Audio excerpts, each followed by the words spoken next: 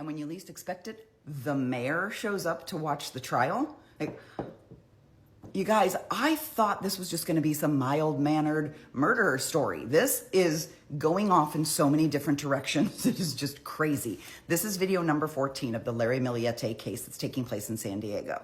I'm going to tell you about day 10 of the trial, which happened yesterday, which was June 3rd. So first of all, before we can even get in there, before the jury's even there, they have to have more conversations between the defense, the prosecution, and the judge. Now, in yesterday's video, this keeps coming up. There's a recurring theme.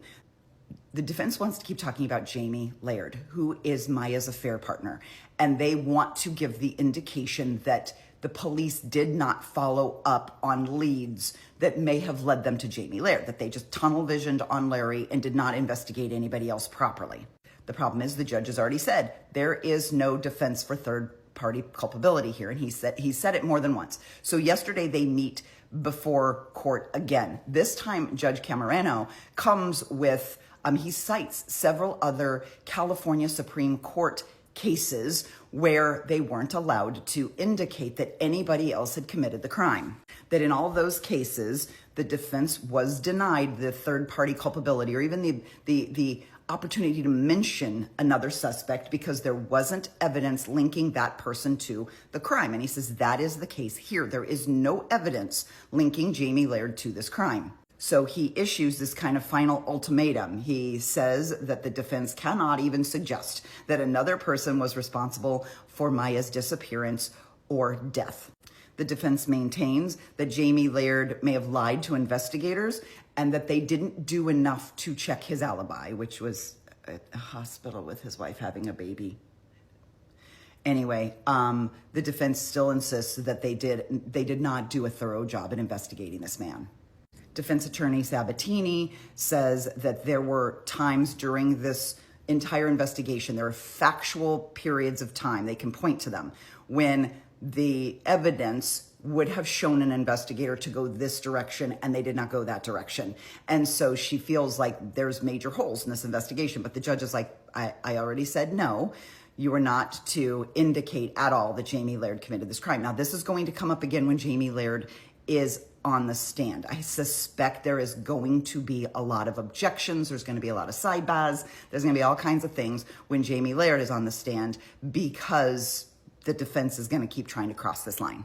Now, most of the day was dedicated to a guy named Peter Villaver. He's a witness from the San Diego County DA's office. He's their technology expert. And he has to get up on the stand and he has to talk about cell phones, how they ping off of different cell towers, how you can find kind of the location of a cell phone. While they were never able to really pinpoint exactly where a person is, you can tell which cell phone tower they're pinging off of, which gives you a pretty good indicator of where that phone is within at any certain time. And the reporter said this is not me saying this, the reporter said this jury leans older. So there's several members of the jury that are above the age of 55. So they had to make sure that when they did all this technology conversation, that they did it at a level that people who don't live on their phones, like they're not like you and me where they use their phones for everything. He did testify that Maya's last call was made on January 7th at 5:48 p.m.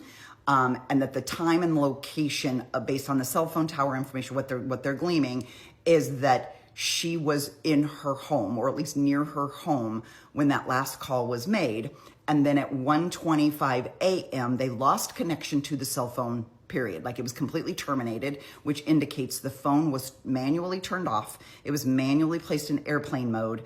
It was the battery had drained or the phone itself was destroyed. But based on what the pings are and all the location and then the historical location. So we believe that she was at home when her phone went offline. And then there's no indication, there's no other cell sites that picked up that phone ever again. So it was never turned back on and it was never ever picked up by any other cell tower or cell site. They also said that Larry's cell phone basically was deactivated. So it stopped transmitting for 12 full hours on January 8th. His last call was at 6:45 a.m. when he placed a call to his Aunt Kathy for 51 seconds at 6:45 a.m. And then basically the phone is shut off after that. There's no service for 12 hours and then it comes back online at 6:33 p.m. That is the entire day of January 8th. They also mentioned, I'm not sure what this has to do anything, but this text seems weird. Larry texted his boss, quote, "I am not right. I'm about to lose it." That feels like a really weird thing to text to your boss.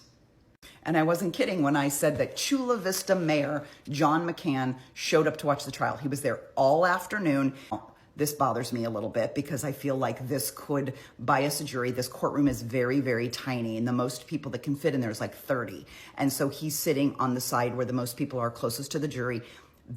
Somebody had said that he was wearing like a shirt with like either a pen or a logo or something from the mayor's office.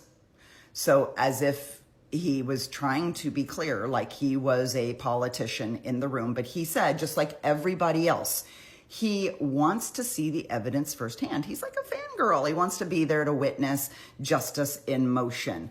He also mentioned that there had been no murders in Chula Vista for 4 years. So this is the first major crime that's happened. And he is, like the rest of his citizens, but passionate about understanding the truth, wanting to have justice done either way. And so he says that no, it wasn't a political act for him to go and sit in that courtroom. But I do worry that this is something that Larry's attorneys can bring up on appeal. I'm not sure I like this. And the mayor was there to watch Genesis testify. So this is Maya's sister-in-law, Genesis Tabalanza. She is married to Maya's brother, JR. So again, Maya's brother's wife is talking about Larry texting her in 2020. Okay, so it feels to me like it's weird that I think these two people are texting to each other. If there was like a big family group text, that might make sense. Larry and Genesis are texting directly with each other. Genesis testified that Larry would reach out to her more than a dozen times a day. That Larry would ask about where Maya is. Is Maya with you guys? Is Maya at your house? Especially when Maya moved out. This is the summer Maya moved out and moved in with them. Larry would text and say, well, where is she? Is she wearing her wedding ring? What is she doing today? Genesis says his anxiety and his depression about their marriage was like off the hook. And he was just constantly texting her for information about Maya. But at one point, Genesis mentioned that there is this plant that you can ingest and that it'll kill you, but that it will never show up on an autopsy. No one will ever know what you took. And so I'm not sure why this is even a topic of conversation, but then Genesis says that Larry later reached out to her and said, what was that plant you were talking about? And Genesis responded, why? Like, I'm worried about you, Larry. Why do you want to know? And Larry's like, oh, I was just curious. Well, they were talking about hemlock. And so she probably thinks Larry's going to do some self-harm. That's why she's saying, I'm worried about you. He's depressed. His anxiety's high. She probably thinks he's going to use the hemlock on himself. Genesis returns to the stand today to be cross-examined, and I will be back here tomorrow morning to tell you a little bit more about that.